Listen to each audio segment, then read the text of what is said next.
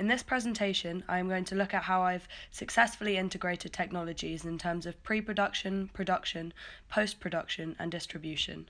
Digital technologies have played a fundamental part in the making of our film in terms of planning, producing, and distributing our media project. We have used a whole range of software, hardware, and online resources in creating our media text. During this project, we did nothing but integrate technologies. Doing this was seamless due to technological convergence and the recent proliferation of hardware and content. You can see by the video all of the sites that I was able to use from just my laptop. During the research stage of our project, we used a lot of online websites in order to conduct research. This includes sites like YouTube and Art of the Title.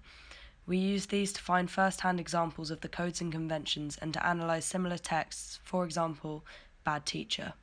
This enabled us to make a professional-looking comedy opening title sequence.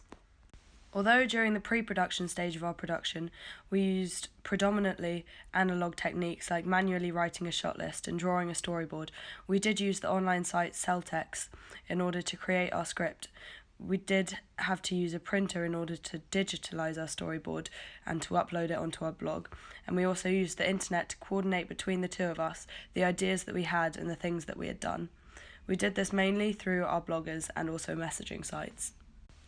We shot our footage on a DSLR camera, which we then uploaded onto a computer, where we imported it onto the software Premiere Pro to cut all our footage together and then to edit it. We were able to use this software to do things like picture grade our footage to make it look more professional. We used a software called After Effects in order to create our ident and to animate it. This is another example of how the proliferation of hardware and content has been integral to our project, as it has allowed us to cheaply do things that would have previously required specialist equipment and specially trained people to do. Now we can use sites like YouTube to watch tutorials and do those things by ourselves. To distribute our films, we used multiple sites including YouTube, Vimeo, and Blogger, all of which we were able to create free accounts on.